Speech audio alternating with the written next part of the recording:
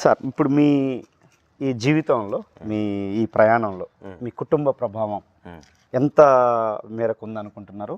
Plus మీ అనుభవాలలో మీ లైఫ్లో ఉన్నటువంటి ఆ గొప్ప అనుభూతులు లేదా ఏమేమి ప్రభావితం చేసినాయి సార్ మీ లైఫ్లో? ఓకే, ముఖ్యంగా చెప్పాలంటే చైల్డ్హుడ్ డేస్లో మా నాన్నగారు ఉపాధ్యాయులు సార్. ఓకే. నాన్నగారి ప్రభావం చేత నాకు ఇప్పుడు ఏదైతే ఎఫ్ఎల్ఎన్ అని చాలా వరకు పిల్లలు స్ట్రగుల్ అవుతున్నారో ఆ సమస్య అనేది నాకు లేదు. నేను ప్రాబబ్లీ 5th స్టాండర్డ్ వచ్చే వరకు పుస్తకాన్ని ధారాళంగా చదవగలిగేవాడిని ఏదైనా కానీ. 6th 7th క్లాస్కి వచ్చేసరికి హిందీ ధారాళంగా చదవడం రాయడం అనేటువంటిది నాకు వచ్చేసింది. నాన్నగారి ద్వారా నాకు 7th క్లాసు వయసులో మన పార్ట్స్ ఆఫ్ స్పీచ్ అనేటువంటి గ్రామర్కి సంబంధించినటువంటి అనేక అంశాలు నేను అక్కడ నేర్చుకోవడం జరిగింది. సో నేను దాని ప్రభావం చేత ఎస్ఎస్సిలో ఇంగ్లీష్లో 86 మెంబర్స్లో నేను ఫస్ట్ రావడం జరిగింది. అంటే family influence, impact, family environment వల్ల నేను ఫౌండేషన్ అనేది నాకు వచ్చిందని నేను చెప్పొచ్చు. మ్యాథమెటిక్స్లో కొంచెం నేను వెనకంజలో ఉండేవాడిని, నేను అంత ఈజీగా అబ్బేది కాదు. అప్పుడు మాకున్నటువంటి బంధువులలో మా నాన్న వాళ్ళ కో బ్రదరు మా పుల్లయ్య గారు అని చెప్పేసి వారు కాస్త మ్యాథ్స్లో ఉంటారు, అడ్వాన్స్గా ఉంటారు, మంచిగా నేర్పించడం జరుగుతుంది. సో మా బాబాయ్ గారి ఇంటికి వెకేషన్ వచ్చినప్పుడు, దసరా వెకేషన్, సంక్రాంతి వెకేషన్ వచ్చినప్పుడు వెళ్ళినప్పుడు వాళ్ళు ఒక 1 వీక్లోనే నాకు ఏవైతే ఇంపార్టెంట్ చాప్టర్స్ ఉంటాయో జామెట్రీకి సంబంధించినవి, ఆల్జిబ్రాకి సంబంధించినవి 1 వీక్లో ఆ ఎక్సర్సైజ్ అదంతా యూనిట్ అంతా చెప్పడం వల్ల ఫౌండేషన్ అనేది నాకు ఇబ్బంది లేకుండా అలా గడిచిపోయింది. సో నా గ్రోత్ అండ్ డెవలప్మెంట్ అకాడమిక్గా కుటుంబ పాత్ర ఉంది అని చెప్పొచ్చు. అంటే ముఖ్యంగా కుటుంబంలో తండ్రి విద్యావంతుడైనంత మాత్రాన పిల్లలకు రావాలని లేదు, ఈ పిల్లలకు నేర్చుకోవాలనేటువంటిది కూడా ఒకటి అంబిషను, ప్యాషన్ అనేది కూడా అది కూడా ఇంపార్టెంట్ అని నేను భావిస్తాను.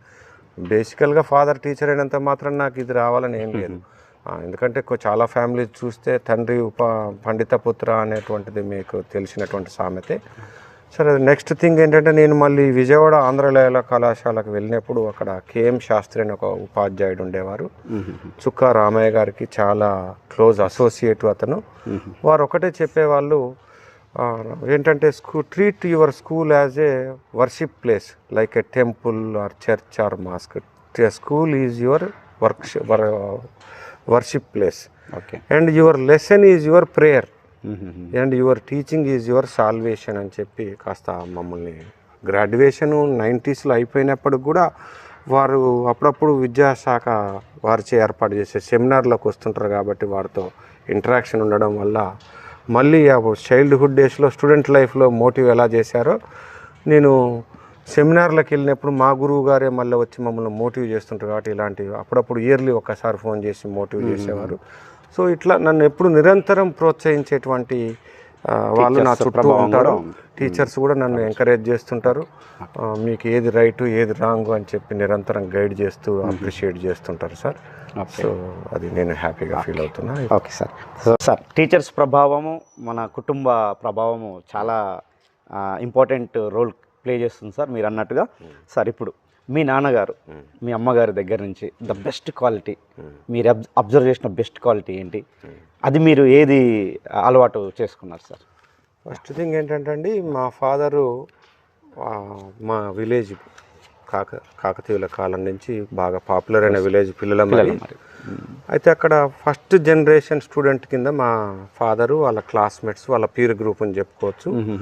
అంటే ఒక రోల్ మోడల్. వాళ్ళు కష్టపడి చదువుకొని లక్ష్మి సరస్వతిల అనుగ్రహం కటాక్షం చేత వాళ్ళు కొందరు ఇంజనీర్స్ అయినటువంటి వాళ్ళు ఉన్నారు, కొందరు ఉపాధ్యాయులు అయినటువంటి వాళ్ళు ఉన్నారు. వారిని ఒక ఐడియల్గా తీసుకొని చాలా మంది సుమారు ఒక 200 మందికు ఎంప్లాయ్మెంట్ వచ్చింది. వారి నుంచి నేర్చుకునేది ఏంటంటే డిసిప్లిన్. మనం డబ్బు దుబారా చేయొద్దు అనేది నేనైతే కొంచెం లేట్గా తెలుసుకున్నా, మొదటి నుంచి చెప్తుండేవారు నాన్నగారు. నెక్స్ట్ క్రమశిక్షణ, తర్వాత సర్వీస్ మోటో. ఒక ఉపాధ్యాయుడిగా పిన్నాయిపాలెం ప్రాథమిక పాఠశాలలో ఏకోపాధ్యాయ సింగిల్ టీచర్ అంటాం కదా సార్, అవును సార్. ఆ విధంగా సింగిల్ టీచర్ స్కూల్ను నాన్న పనిచేసే స్కూల్ను నేను గ్రాడ్యుయేషన్లో ఒకసారి వెళ్దామని చెప్పి ఆ స్కూల్కి వెళ్ళినప్పుడు గురుకులంలో మన లౌడ్ రీడింగ్, గ్రూప్ రీడింగ్ అని అంటారు కదా, అట్లా పిల్లలందరూ గ్రూప్ రీడింగ్ చేస్తున్నప్పుడు ఎంట్రన్స్ దించి కొంచెం దూరం నుంచే ఇది ఒక విద్యా సంస్థ, ఇది ఒక అధ్యయన సంస్థ, లెర్నింగ్ ఆర్గనైజేషన్ అనేటువంటి ఒక భావన కలిగింది. తను క్రమశిక్షణగా ఉంటూ పిల్లలను కూడా క్రమశిక్షణగా ఉంది. చాలామంది ఉద్యోగాలు సాధించడం జరిగింది. ఆ ఊళ్ళో రెస్పెక్ట్ అవుతుంది. సర్వీస్ ఎలా చేయాలి, రెస్పెక్ట్ఫుల్గా ఎలా ఉండాలి, డిసిప్లిన్గా ఉండాలి అనేటువంటి విషయాలు అయితే నేను అలవర్చుకున్నా. మా అమ్మ వాళ్ళ కుటుంబంతోనే నేను ఎక్కువగా సంబంధాలు ఉన్నాయి. ఏ ఫెస్టివల్ వచ్చినా కానీ మాకు బాల్యం అంటూ జ్ఞాపకాలు ఉన్నాయంటే ఎక్కువగా మా అమ్మ తరపు గ్రామమైన కోటపాడు గ్రామం నుంచి అమ్మమ్మ వారి తరపు జ్ఞాపకాలు ఎక్కువ ఉన్నాయి సార్. Super sir. సార్